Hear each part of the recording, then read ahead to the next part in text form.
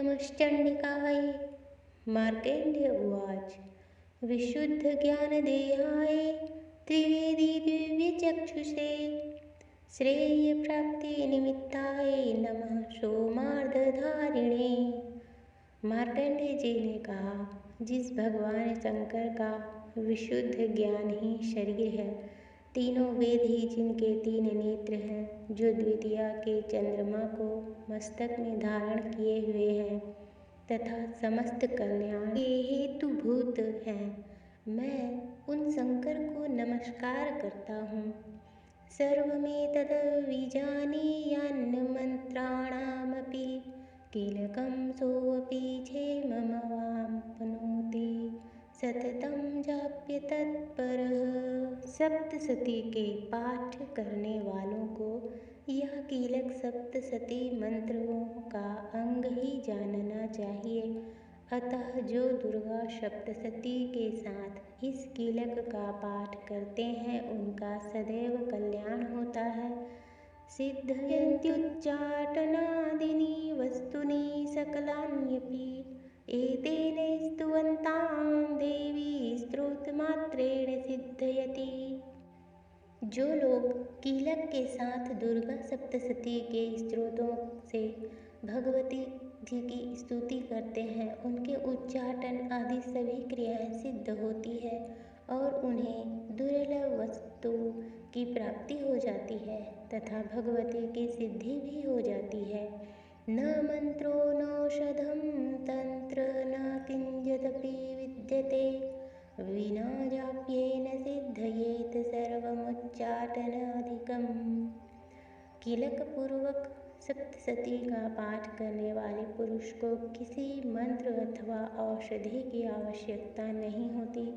उनके द्वारा किए गए समस्त उच्चाटन आदि प्रयोग बिना जप के ही सिद्ध हो जाते हैं। समग्राण्यपि सिद्धयन्ति लोकशङ्कामिमामहरः कृत्वा निमन्त्रयामास सर्वमेवमिदं सोऽहम्।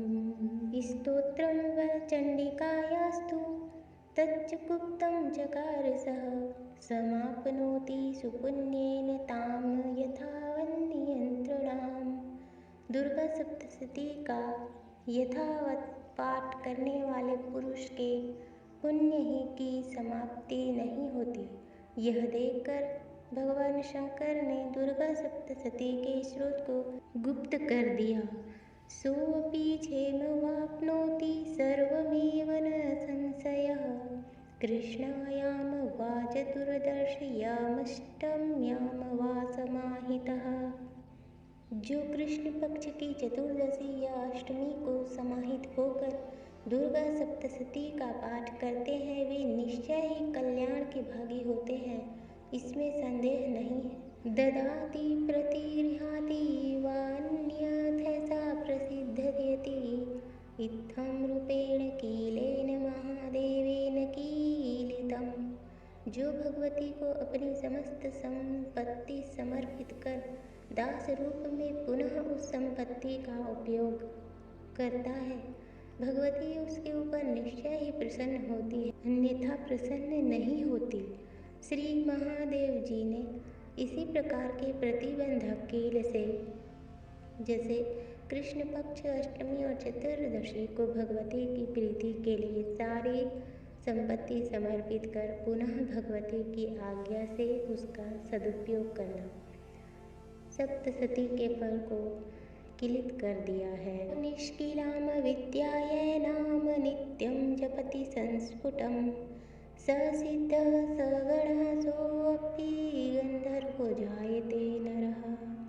जो लोग इस प्रकार के कीलक को करके नित्य ही दुर्गा सप्तशती का पाठ करते हैं, वे सिद्ध हो जाते हैं, देवी का पार्षद तथा गंधर्व हो जाते हैं। न चैवाप्य ततस्तस्य भयं क्वापि जायते न अपमृत्युवंश याति मृतो मोक्षमवाप्नुयात्। सर्वत्र विचरते रहने पर भी उन्हें कभी कोई भय नहीं रहता, उनकी अल्प मृत्यु नहीं होती और वे मर जाने पर मोक्ष को प्राप्त करते हैं।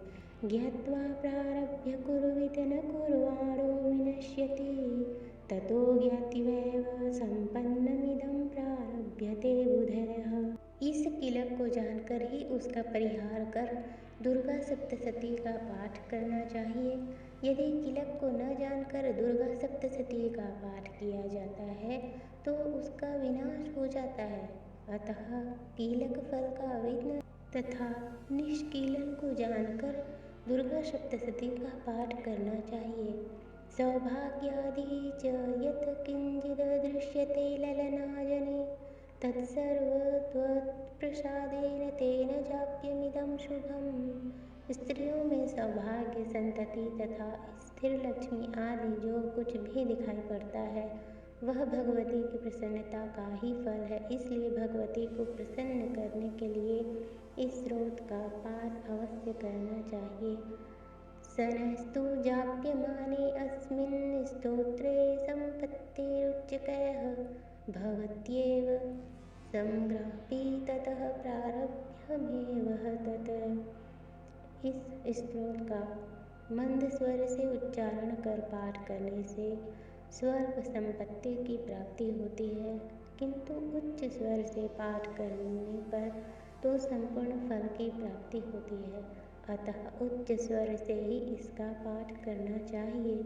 ऐश्वर्य यत्प्रसादेन सौभाग्यारोग्य संपदः शत्रुहानिः परो मोक्षः स्तूयते सानेकं जनैः।